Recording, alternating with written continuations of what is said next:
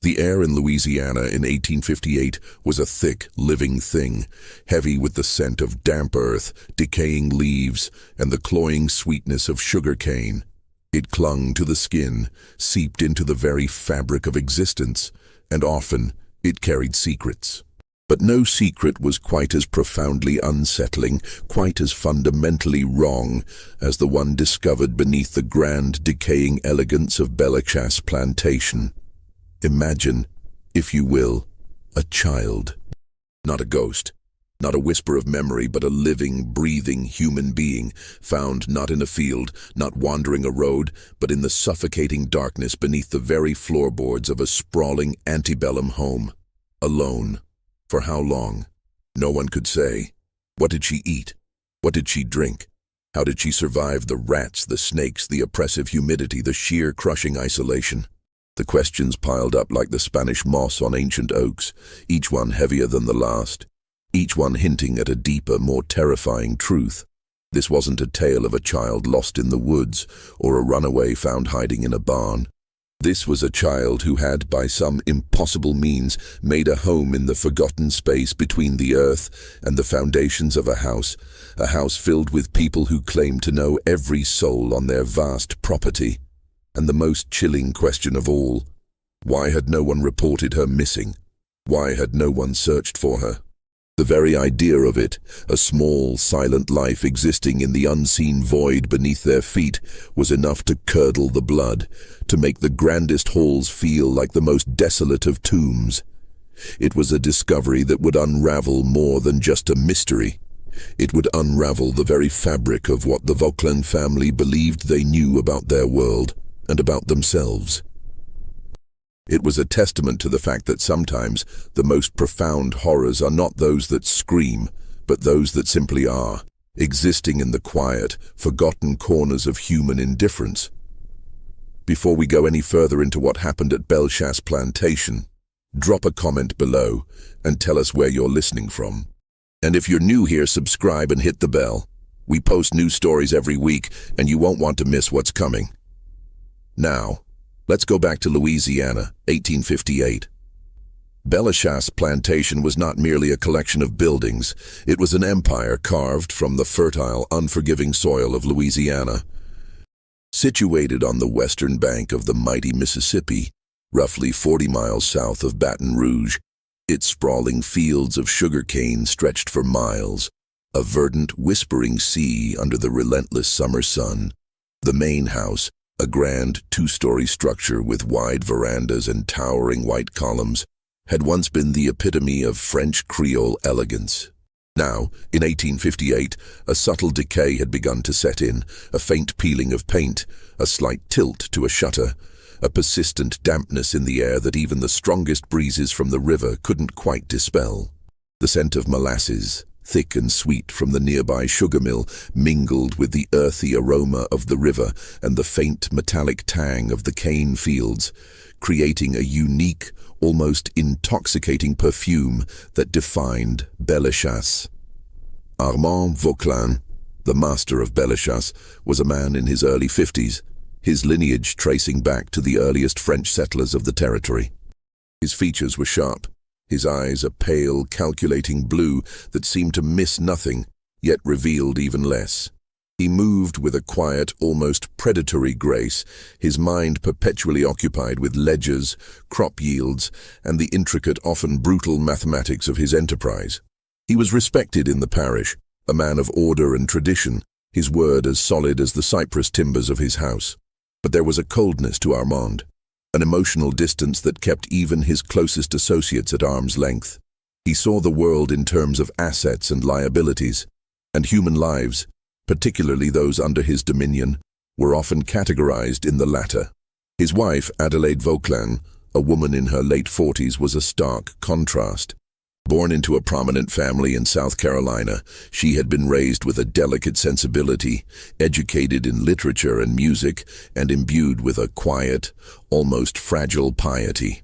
The opulence of Bellechasse, the sheer scale of its operations, and the inherent brutality of the system upon which it was built had always sat uneasily with her. Her days were spent managing the household, overseeing the domestic staff, and tending to her small, meticulously kept rose garden, a splash of vibrant color against the muted greens and browns of the plantation. She was a woman of deep, unspoken anxieties, her discomfort with her world manifesting in a perpetual, almost ethereal pallor, and a tendency to retreat into the quiet solitude of her thoughts. She yearned for a different life, a different time, but the currents of her existence were too strong to fight. Nettie, an enslaved woman in her early 30s, moved through the grand house with an almost invisible efficiency. Her skin was the color of rich earth, her eyes dark and intelligent, missing nothing that transpired within the Vauclin household. She was Armand's personal valet and Adelaide's most trusted domestic, a position that afforded her a unique, if precarious, vantage point. She knew the rhythms of the house, the unspoken tensions, the subtle shifts in mood that presaged trouble. Nettie was a woman of quiet strength, her observations sharp, her counsel, when sought, delivered with a wisdom born of necessity and survival.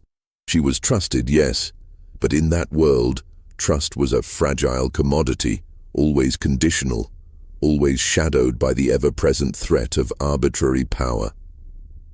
Beyond the main house, stretching into the shimmering heat, lay the quarters of the enslaved community. Hundreds of souls toiled in the cane fields, their lives dictated by the rising and setting of the sun, the demands of the crop, and the whims of their masters. It was a world within a world, a vibrant, resilient culture forged in hardship, with its own language, its own customs, its own hidden knowledge, passed down through generations. Whispers traveled faster than any horse, and secrets were guarded with a fierce, collective loyalty. Deputy Sheriff Thibodeau, a man in his 40s with a perpetually weary expression, was the local law. He was not overtly cruel, but he was a man of his time and place, deeply committed to maintaining the established order. His pragmatism often bordered on indifference, and his investigations rarely extended beyond the most superficial inquiries if they threatened to disrupt the delicate balance of power in the parish. He preferred quiet resolutions, even if they meant turning a blind eye to uncomfortable truths. Reverend Fenn, an itinerant Methodist preacher in his 60s, was a familiar, if somewhat eccentric figure at Bellechasse.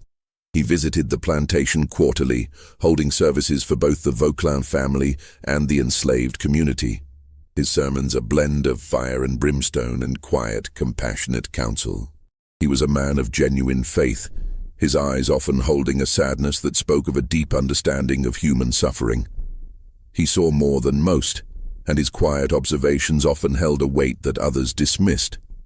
4 months before the strange discovery, a young girl named Celeste, an enslaved child of approximately 7 or 8 years old, had gone missing from Bellechasse. Her disappearance had been handled with a chilling lack of urgency. Armand had simply noted it in his ledger as a loss, a minor inconvenience in the grand scheme of his operations.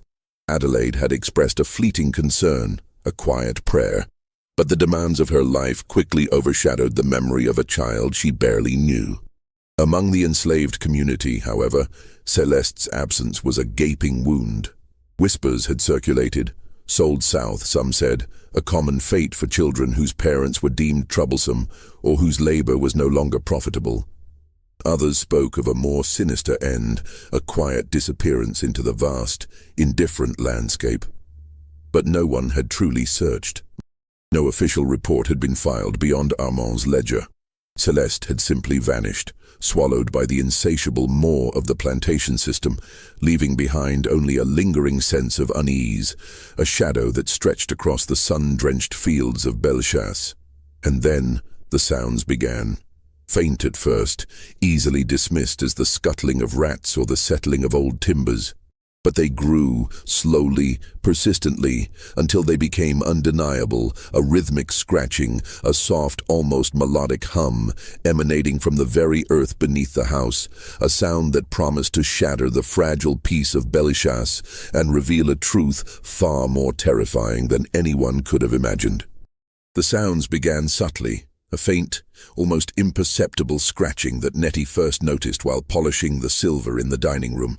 It was a rhythmic, insistent whisper, like tiny claws dragging across rough wood, or perhaps a small creature burrowing.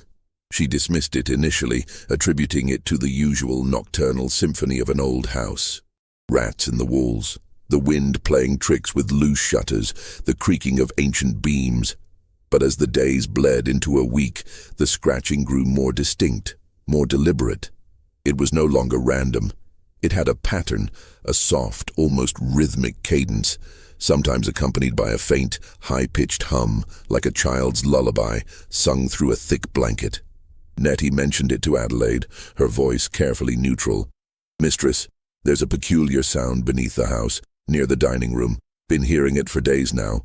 Adelaide, preoccupied with a wilting rosebush, waved a dismissive hand. "Likely just field mice, Nettie. The heat brings them in. Have one of the boys set traps." Armand, when informed, merely grunted, his eyes still fixed on a column of figures in his ledger. "Nonsense. The foundations are solid. It's the wind, woman, or your imagination." He had no patience for such trivialities, especially when the sugar prices were fluctuating. But the sounds persisted, growing bolder, more insistent. At night, in the oppressive stillness of the house, they became undeniable. Adelaide, usually a sound sleeper, found herself lying awake, straining to hear, her heart quickening with each faint scratch, each ghostly hum. It was no longer just a sound. It was a presence, a persistent, unsettling vibration that seemed to emanate from the very core of the earth beneath her home. She imagined things, dark, slithering things burrowing deeper, closer. The thought made her skin crawl. Finally, after nearly 10 days of this auditory torment, Adelaide confronted Armand with a rare flash of desperation. "Armand, I cannot sleep. There is something beneath the house. It is not mice, it is different." Her voice was thin, reedy with exhaustion and fear. Armand, annoyed by her persistence, sighed dramatically. "Very well, Adelaide. I will investigate this phantom menace myself. But I warn you, if it is merely a family of opossums, I shall expect you to apologize for disturbing my sleep."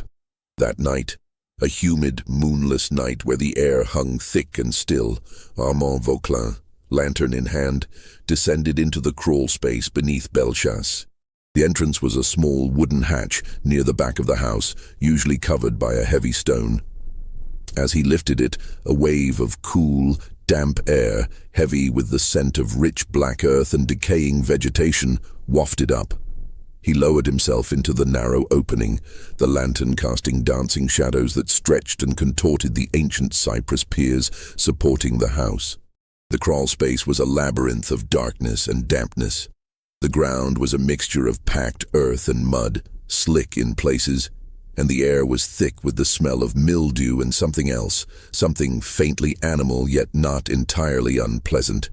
Spiderwebs, thick and glistening, brushed against his face, and the occasional scuttling sound of unseen creatures echoed in the oppressive silence.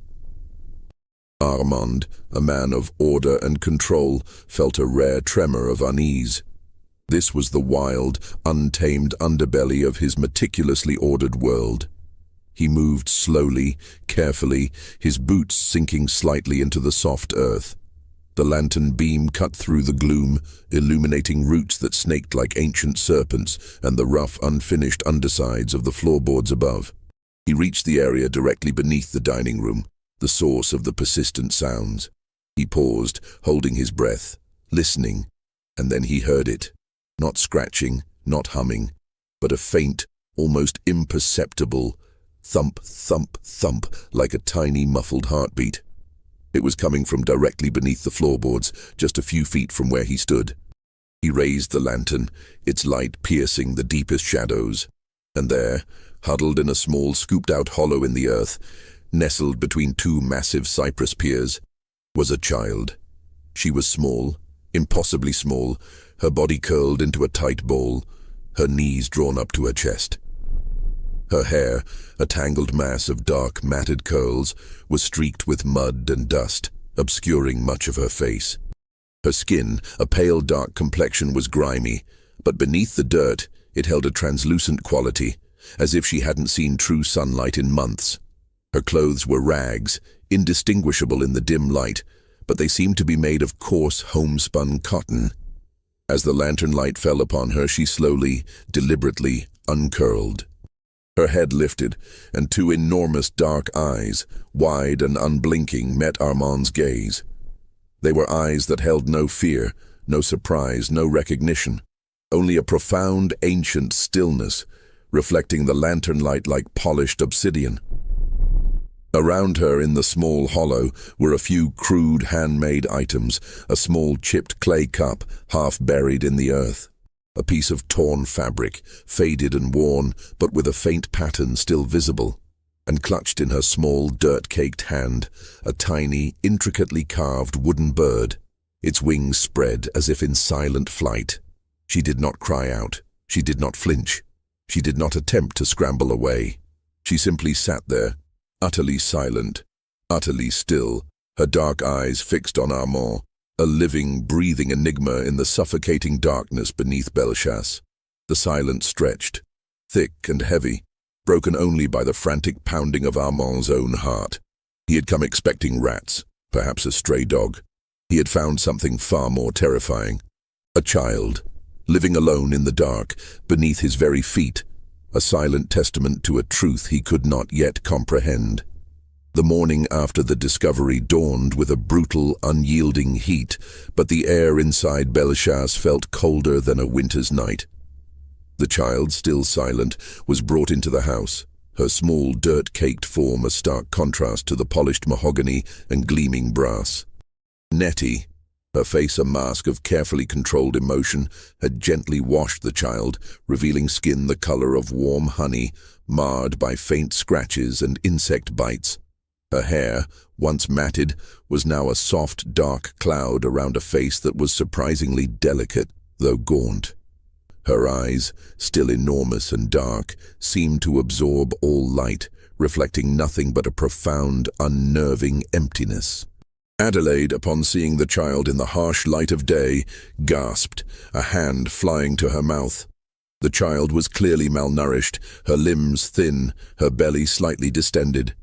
But it was the eyes that truly disturbed her.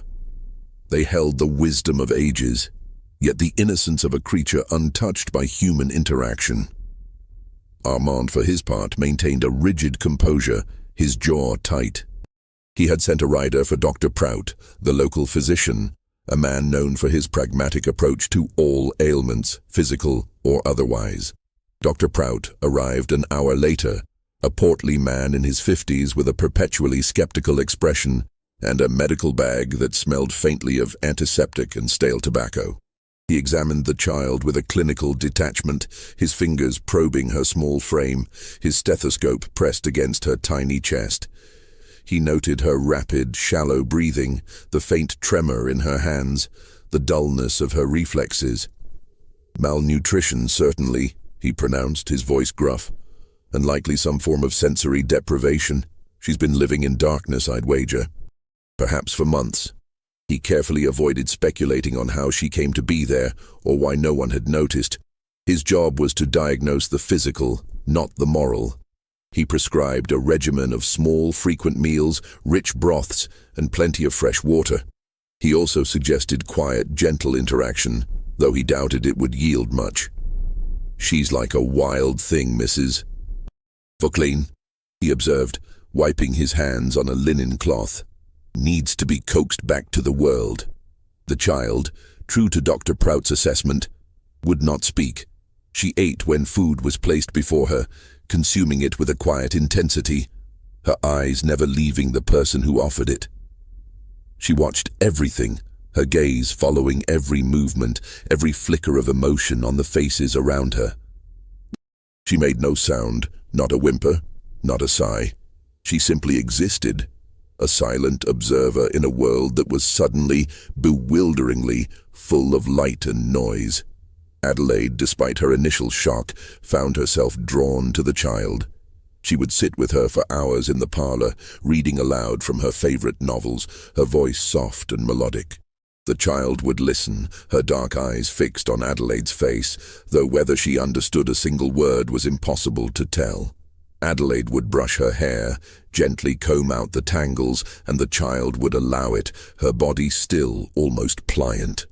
There was a profound loneliness in the child's silence that resonated with Adelaide's own unspoken isolation. Deputy Sheriff Thibodeau arrived later that afternoon, his face grim.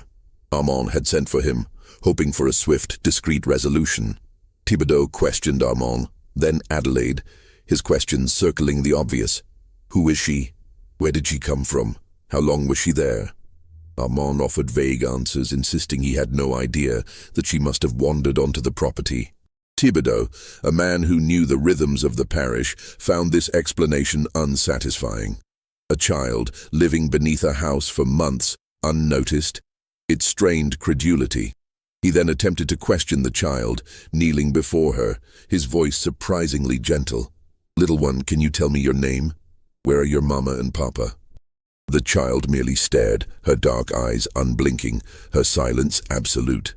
Thibodeau sighed, running a hand over his tired face. This was going to be complicated. If this story is already getting under your skin, good. That means we're doing our job. Before we continue, take a second to hit that like button. It genuinely helps us keep making stories like this one. And leave a comment. What do you think was really happening at Bellechasse? We want to hear your theories. Now, back to 1858.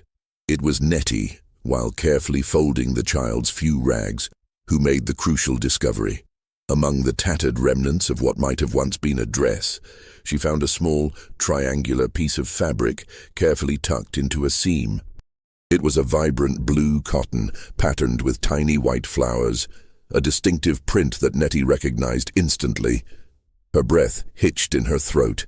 She knew that fabric. She had seen it before. It was from a dress that had belonged to Celeste.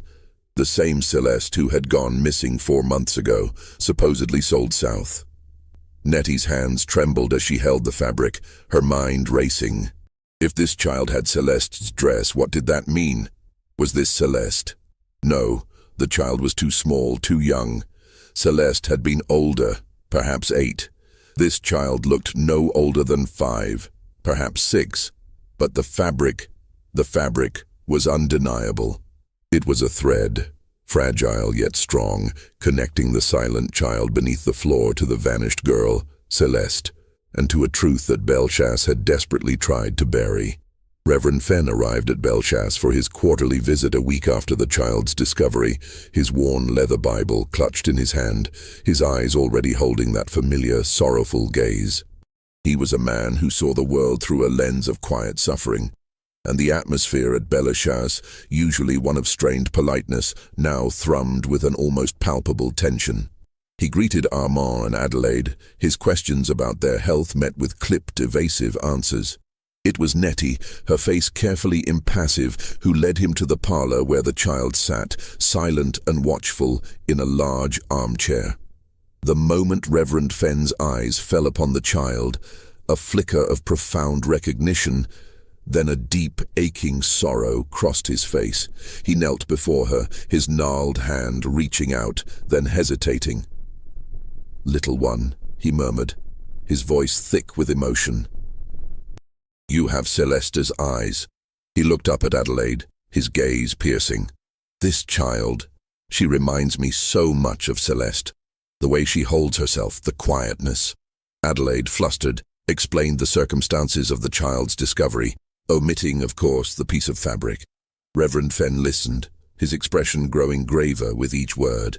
He had known Celeste well. Unlike many, he had seen beyond her status, recognizing a sharp, inquisitive mind. In secret, during his visits, he had been teaching her to read and write, using passages from the Bible as their primer. Celeste had been a quick study, her small fingers tracing letters with an eager intensity, her mind absorbing knowledge like a sponge. She had been a bright, curious spark in a world that sought to dim all such lights. Through the fragmented accounts of Nettie and others in the enslaved community, a clearer, yet more disturbing picture of Celeste began to emerge. Celeste had been a child of unusual perception. She had a knack for noticing things, for piecing together disparate observations. She spent much of her time in the main house, running errands, helping Nettie, and often simply observing. She had a particular fascination with the papers Armand Vauclin kept in his study. She would often see him poring over ledgers, his brow furrowed, his pen scratching across the pages. Nettie recalled Celeste asking her once, "Nettie, why does Master Armand write so many numbers? And why do some of the numbers not match the people?" Nettie had dismissed it, telling Celeste not to concern herself with Master's business, a warning born of fear. But Celeste, it seemed, had not heeded the warning. She had begun to ask questions. Quiet, innocent questions, but questions that, in the context of Bellechasse, were dangerous. She had noticed discrepancies, small inconsistencies in the records she glimpsed, particularly concerning the movement of enslaved people and the corresponding financial entries. She had seen a specific ledger, bound in dark leather, that Armand kept locked in his desk.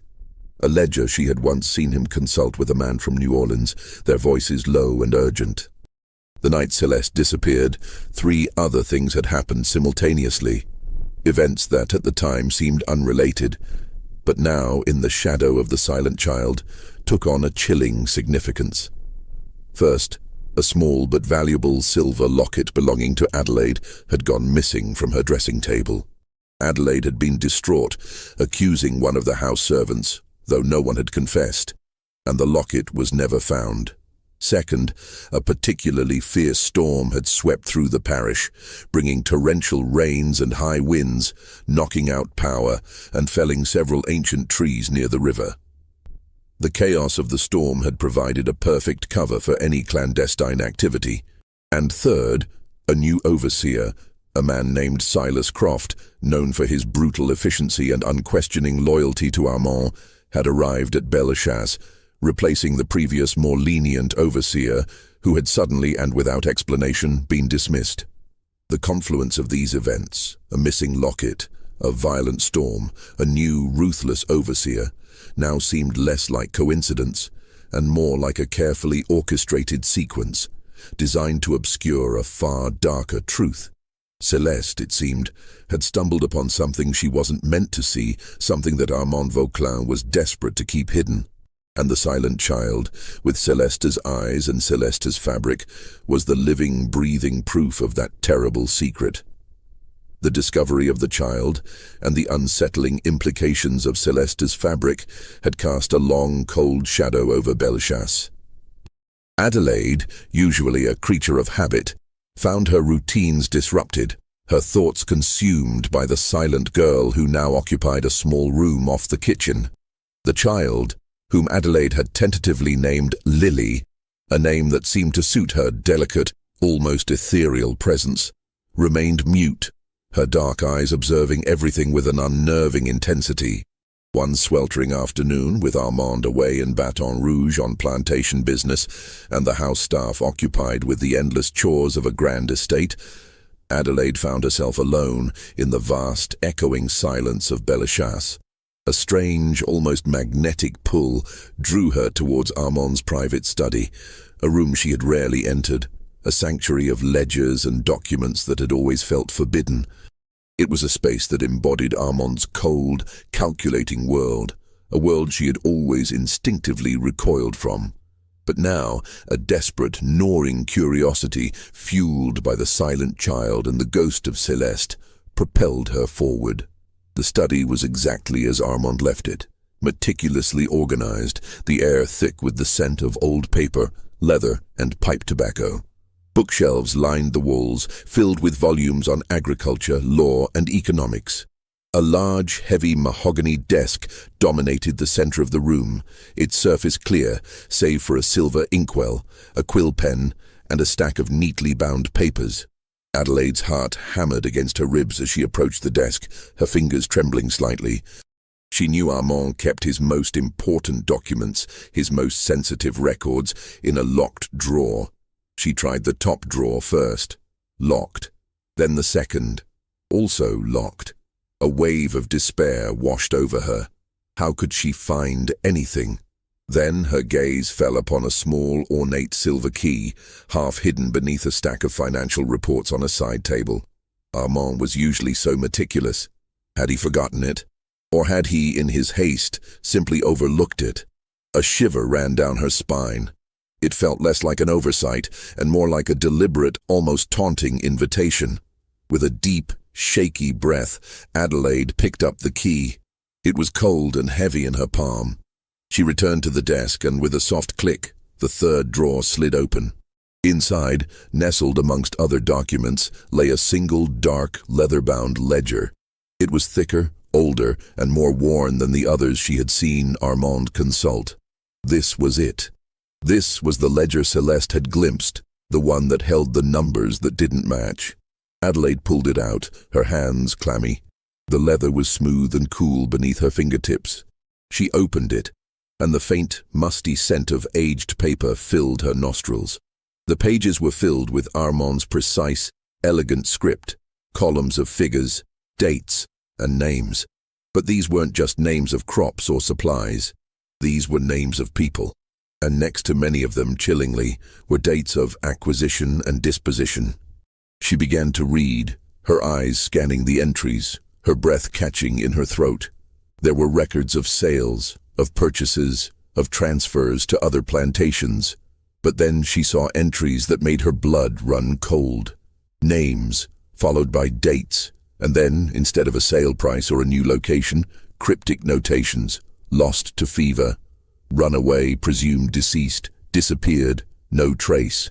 And beneath these, often, a small, almost imperceptible financial adjustment, a quiet write-off. It was the horror of paperwork, of accounting, of a system so normalized that human lives and their sudden, unexplained cessation were recorded with the same dispassionate precision as a damaged tool or a failed crop.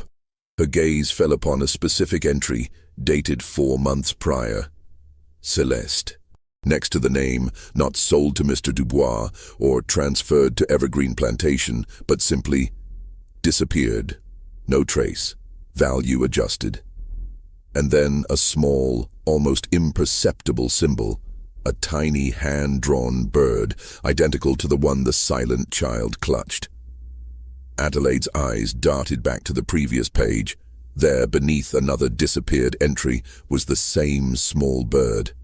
And another. And another.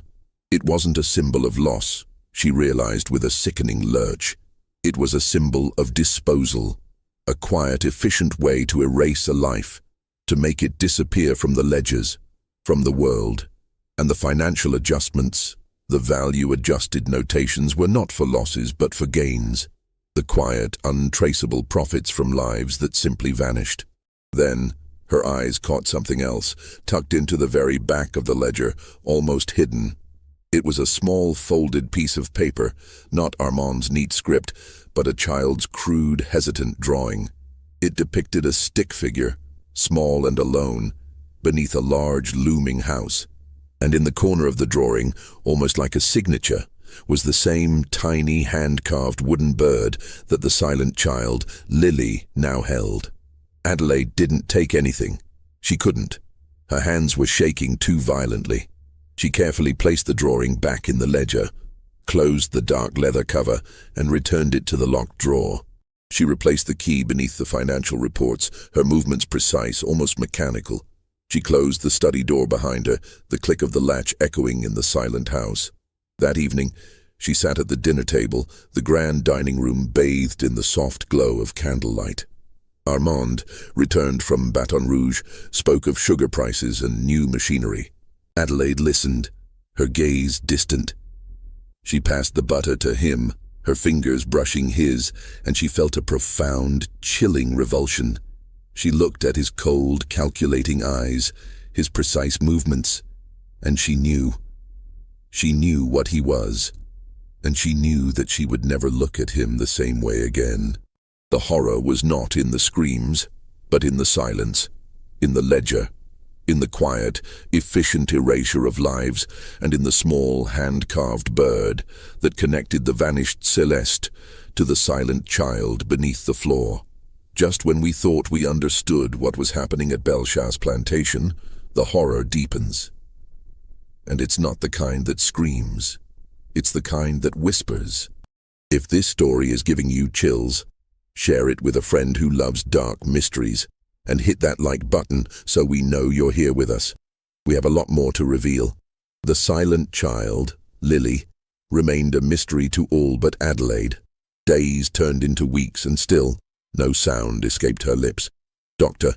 Prout's gentle coaxing, Nettie's patient care, Reverend Fenn's soft hymns, nothing elicited a spoken word. Yet her eyes, those enormous dark pools of ancient stillness, missed nothing. Adelaide, in a moment of quiet inspiration, offered Lily a piece of charcoal and a sheet of paper. The child took them, her small fingers closing around the charcoal with an almost desperate grip. And then she began to draw. She drew with the ferocity and focus of someone trying to say everything they could not say out loud, her small hand moving with a surprising certainty. Over the course of 2 weeks, she produced 8 drawings, each one a revelation, each one answering one question and raising 3 more. They were crude, innocent, drawn with the simple lines of a child, yet their content was devastating. The first drawing was of a large, looming house, its columns stark and white, its windows dark and empty. Beneath the house, a small, curled figure, almost indistinguishable from the shadows. It was Bellechasse, seen from below, from the perspective of the crawl space. The second drawing depicted a woman, tall and slender with long, flowing hair. Her face was indistinct, but her hands were outstretched, as if reaching or pleading. Next to her, a smaller figure, a child, with the same distinctive dark, matted curls as Lily. This, Adelaide realized with a jolt, was Celeste, and perhaps her mother, or another woman who had cared for her. The third drawing was more abstract, a series of dark, swirling lines like a storm. Within the storm, faint outlines of trees falling, and a small, terrified face peering out from behind a thick root. It was the night Celeste disappeared, the night of the great storm, seen through the eyes of a child hiding beneath the house. The fourth drawing was chilling in its simplicity. It showed a man, tall and imposing, his face a blank oval, but his hand holding a small, dark object. Next to him another figure, smaller, with a distinctive, cruel sneer. This was Silas Croft, the new overseer, and the blank-faced man could only be Armand. The dark object in Armand's hand was ambiguous, but the implication was clear. The fifth drawing was a series of numbers, crudely scrawled, but recognizable as figures. Beneath them, a small, hand-drawn bird, identical to the one Lily clutched, and the one Adelaide had seen in Armand's ledger. It was Celeste's attempt to communicate the numbers she had seen, the discrepancies she had noticed, the financial adjustments that marked a life erased. The sixth drawing was perhaps the most disturbing. It showed a small open box, and inside it, not a treasure, but a dark, indistinct shape. Above the box, a hand dropping something into it, and around the box, several small, dark figures, like shadows, watching. It was a depiction of something being hidden, something being buried, something being disposed of. The seventh drawing was of a locket, small and silver, with a distinctive engraving. It was Adelaide's locket, the one that had gone missing the night Celeste disappeared. The child had seen it, had witnessed its disappearance, and now, through her art, she was revealing its fate. The eighth and final drawing was a stark, almost brutal image. A small figure, curled in a ball, beneath the floorboards of a house. But this time, above the house, a single, enormous eye, wide open, watching. It was the child's self-portrait, a testament to her existence, her silent vigil, her profound, terrifying witness. Adelaide, her heart aching, laid the drawings out on the parlor table. She knew with a certainty that chilled her to the bone that these were not mere childish scribbles. They were a testimony, a silent confession, a horrifying narrative told through charcoal and paper. Armand returned from Baton Rouge that evening, his mood sour from a difficult negotiation. He entered the parlor, expecting to find Adelaide engaged in her usual quiet pursuits. Instead, he found her standing over the table, her face pale, her eyes fixed on the drawings. He approached, his brow furrowed in annoyance. "What is this, Adelaide? More of the child's nonsense?" His voice died in his throat as his eyes fell upon the images. The house from below, the storm, the numbers, the locket, and finally, the enormous watching eye. His face, usually so composed, contorted into a mask of pure, unadulterated rage. "Where did she get these ideas?" he roared, his voice echoing through the silent house. "Who has been filling her head with such fabrications?" Adelaide met his gaze, her own eyes, usually so timid, now burning with a quiet, fierce resolve. "She drew what she saw, Armand, what she witnessed, what you did." The confrontation was brutal, a clash of wills that had been simmering beneath the surface of their marriage for years. Armand denied everything, his denials growing more frantic, more desperate, as Adelaide calmly pointed to each drawing, explaining its horrifying significance. He accused her of madness, of succumbing to the superstitions of the enslaved. But Adelaide held firm, her voice steady, her conviction unwavering. She knew, and he knew that she knew. The next day, Deputy Sheriff Thibodeau returned to Bellechasse, summoned by a terse note from Armand. He found Armand pacing the parlor, his face flushed, his eyes wild. Adelaide sat quietly, the drawings neatly stacked beside her. Thibodeau, a man who preferred to avoid unpleasantness, listened to Armand's agitated accusations against Adelaide, then turned his gaze to the drawings. His weary eyes scanned each image, and a slow, dawning comprehension spread across his face. He recognized the locket. He recognized the crude depiction of Silas Croft, a man he knew to be ruthless. He recognized the numbers, the chilling simplicity of the disappeared entries. He looked at Armand, then at Adelaide, then back at the drawings. The silence in the room was deafening. Before Thibodeau could speak, a carriage rumbled up the drive. Two stern-faced men, dressed in dark suits, emerged. They were from Baton Rouge, sent by Armand's powerful associates, men who had a vested interest in maintaining the delicate balance of power and the quiet flow of commerce in the parish. Their arrival was a clear message. This matter was to be handled discreetly, efficiently, and without scandal. But Reverend Fenn, who had been quietly observing the unfolding drama, had already acted. While the household was consumed by the confrontations, he had taken the opportunity to make careful, precise copies of each of Lily's drawings, sketching them onto sheets of paper he kept sewn into the lining of his worn traveling coat. He knew, with a certainty born of faith and experience, that these drawings were more than just a child's art. They were a truth that needed to be preserved, a voice that needed to be heard, even if it had to wait for a time when the world was ready to listen. The arrival of the men from Baton Rouge signaled the beginning of the long silence that would descend upon Bellechasse. They were not lawmen in the traditional sense, but agents of influence, their purpose to suppress any burgeoning scandal that might threaten the delicate economic and social order of the parish. Deputy Sheriff Thibodeau, a man who understood the unspoken rules of his world, was quietly persuaded to close his investigation. The official report would state that the child, Lily, was a runaway from a neighboring plantation, suffering from amnesia, and that Celeste had indeed been sold south, her whereabouts unknown. The drawings were dismissed as the confused imaginings of a traumatized child. The truth, however, was far more insidious. Lily, the silent child, was quietly removed from Bellechasse. Her destination was never officially recorded. Some whispered she was sent to an orphanage in New Orleans, others that she was taken by a distant relative of Adelaide's, far from the prying eyes of Louisiana.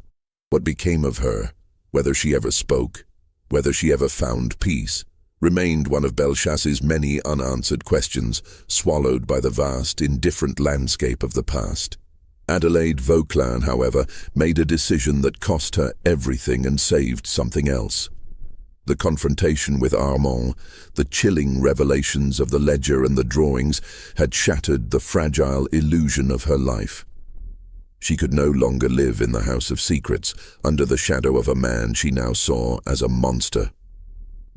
Within weeks of Lily's removal, Adelaide announced her intention to leave Bellechasse, citing ill health and a need for spiritual solace.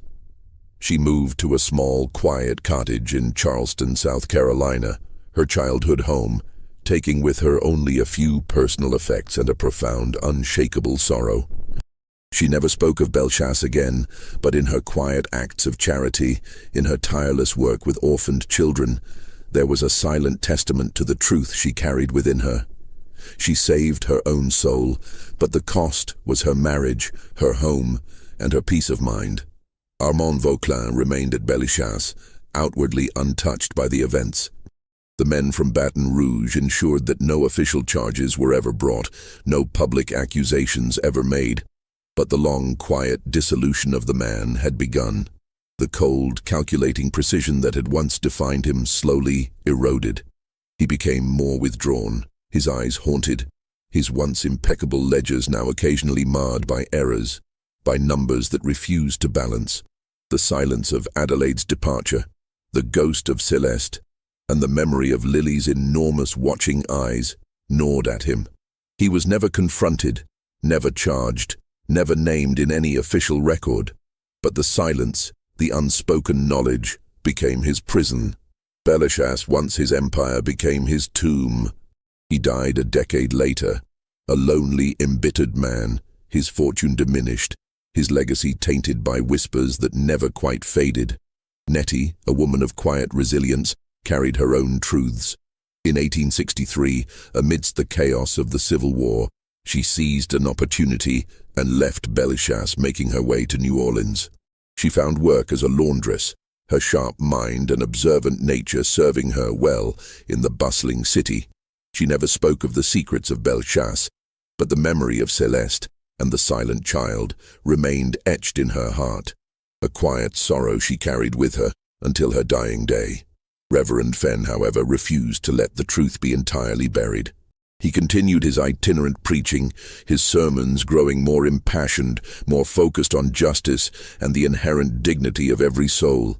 He kept the copied drawings, carefully preserved, sewn into the lining of his coat, a silent promise. In 1871, an old man, his body failing, he lay on his deathbed in a small parsonage in rural Mississippi. He summoned a young man named Devereaux, a bright, earnest student at a Methodist seminary who had often assisted him. To Devereaux, Fenn entrusted a small, wooden box, worn smooth with age. Inside, carefully wrapped in linen, were the copied drawings of Lily, and 3 pages of Fenn's own meticulous handwritten testimony detailing the events at Bellechasse, the ledger, the disappearances, and the chilling implications. "These are not just drawings, son," Fenn had whispered, his voice raspy. "They are a voice, a truth that must one day be heard." Devereaux, a man of integrity and deep conviction, understood the weight of the trust placed upon him. He kept the box, guarding its contents with a fierce protectiveness. He studied the drawings, read Fenn's testimony, and understood the profound, human horror it represented. He knew that the time was not yet right, that the wounds of the war were too fresh, the desire for forgetting too strong. But he believed, as Fenn had, that truth, like water, would eventually find its way to the surface.